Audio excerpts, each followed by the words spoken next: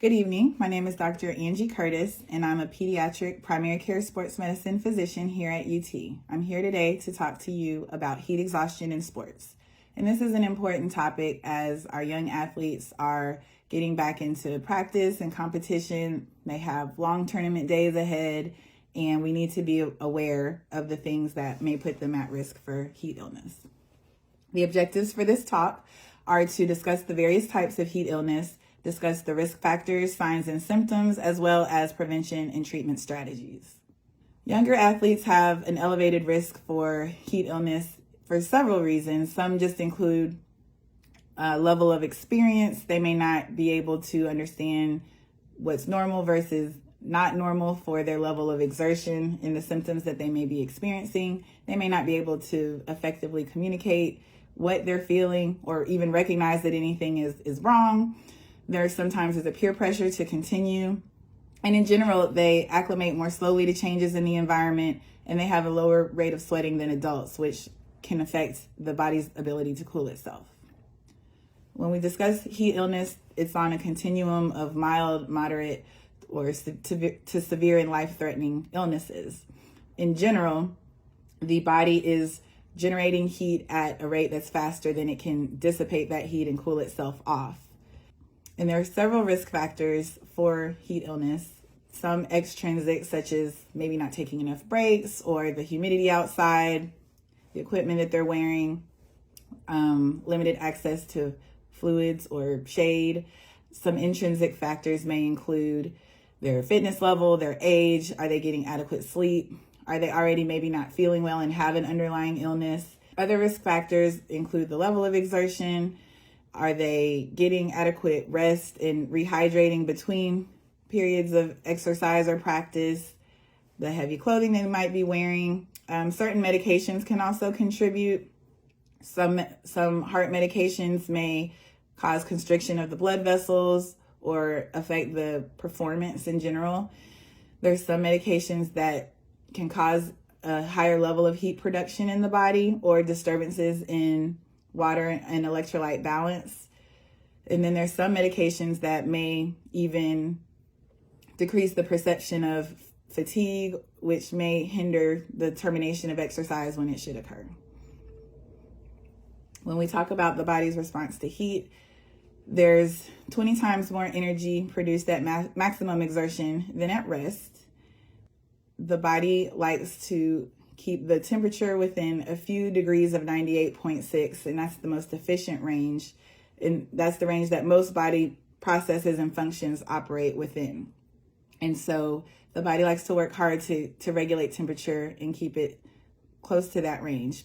Whenever you're exercising in humidity, the perception of exertion does increase, and increased humidity also affects the body's ability to cool itself and dissipate heat.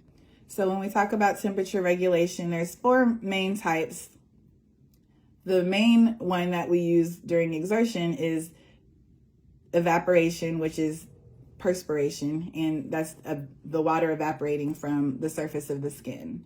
Radiation is another example of temperature regulation, and it's a release of heat into the environment if the body temperature is higher than the environment around it. But sometimes at elevated temperatures, the heat is actually entering the body instead of leaving it.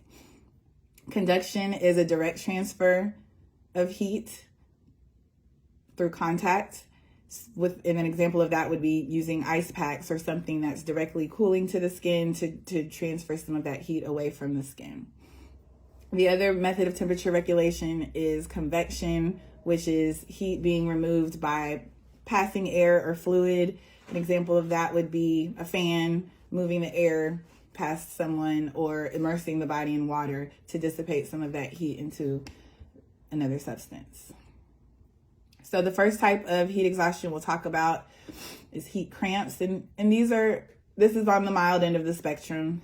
Usually they're involuntary but painful muscle contractions. The contractions may occur in the quadricep muscles, the calves, sometimes even the abdominal muscles. It's often due to dehydration or a loss of sodium through sweating. or inadequate rehydration of fluids after exercise. Sometimes it's just the muscles are overloaded and fatigued and begin to not function efficiently. With heat cramps, the temperature does remain below 104. It usually stays within the normal range. So again, this is one of short duration, less severe than some of the others. Usually the treatment is just to remove the athlete from the play at the time and rest, stretch, ice, massage the area of where the muscles might be contracting. A sodium containing solid or liquid would be good to replenish at that time. And though this one does sometimes resolve within minutes to hours, sometimes return to play is not in that same practice, but return to play is generally safe when the symptoms have resolved. The next one is heat exhaustion, and this is basically an intolerance to exercise or exertion at this point. It can occur in hot, humid, or even normal temperatures. Sometimes one may think that humidity always has to be a factor, but it doesn't. It can still happen in a normal or cool environment if there is still a very high level of exertion. Sometimes it may be preceded by heat cramps or dizziness and fainting. When heat-related fainting occurs, that may be because, in general, heat does cause an increase in blood flow to the skin that's trying to cool itself off. That can cause a pooling of blood in the legs and a drop in blood pressure. Sometimes they may complain about feeling lightheaded before fainting, but in general, blood pressure is a late sign that something is wrong. So it can be falsely reassuring if someone does have a normal blood pressure while experiencing other symptoms. So that's still something to consider. So heat exhaustion may be the first. It may be the first presentation of a heat illness, but pertinent exam findings are that mental status is normal. Even though they may not feel well, they should still be alert and oriented. But symptoms can range from dizziness to nausea, profuse sweating, cold, clammy skin. But again, the temperature is in the normal range. This is one to definitely watch closely. They should not go back to practice the same day. If symptoms haven't shown improvement or resolved within a few hours, they need to seek medical attention and make sure something more severe is not going on. In this case, we remove them from exercise, remove from the hot environment, they may need to go indoors or definitely into the shade, elevate their legs, provide fluids. Usually, if it's at the level of heat exhaustion, they can still take fluids by mouth. And this is the most severe. Heat stroke is a medical emergency. And this is a breakdown in the body's ability to be able to regulate its temperature. The core temperature rises significantly. There's a release of inflammatory mediators, and that can result in cell damage, organ damage, and even death. So when one may have signs of heat stroke, it can include the things that we've already mentioned, but the distinguishing factors here are that the core temperature or rectal temperature is greater than 104 degrees. There's often altered mental status. They may be confused or agitated, may not respond normally, may be in a stupor. There's a rapid heart rate. They may complain of a throbbing headache. Often there is rapid breathing as well. And they may or may not be sweating. Sometimes people also are falsely reassured about heat exhaustion versus heat stroke by using sweating as a sign, but it could be present or absent in either case. In the event of heat stroke, the main thing is to cool the body as rapidly and as long as possible. The morbidity when it comes to this correlates with how long the body has been at an elevated temperature. And so they do need to be seen in the ED, but cooling prior to emergency transport is okay to do. The only time it would not be okay is if there's also additional medical problems such as seizure, things like that. Then they need to be transported immediately, and cooling can occur en route. At this point, they most likely require IV fluids and not fluids by mouth. And it ranges how long they may be under the attention of a medical doctor, but they should not return to sport until they've been cleared medically. And even at that point, their labs need to be back to normal. It's not recommended that they return within the first 7 days of clearance from the physician, just to give things time to normalize and follow up. Prevention strategies to reduce the likelihood of a heat illness are to acclimate over 10 to 14 days when practice is beginning. Again, making sure that clothing, layering, padding is not contributing. Being aware of medications that athletes might be on and the effect that they may have. Activity planning for hot days. You may have to change the time of practice, length of practice, take more breaks, things like that.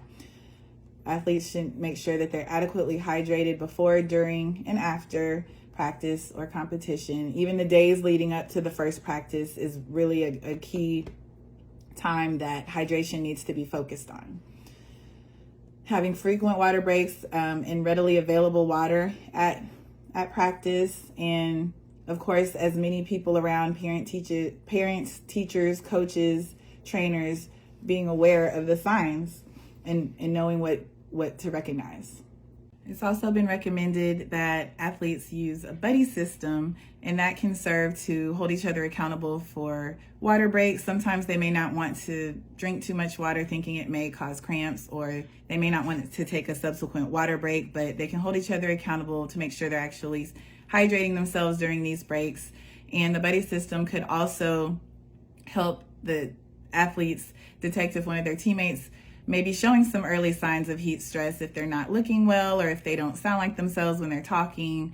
They may be able to help identify early someone that may need to come off of the field. The National Athletic Trainers Association has some recommendations for this acclimatization period that should take up to 14 days. And some of their recommendations state that for the first 5 days, there should only be one practice per day, shouldn't exceed 3 hours at a time.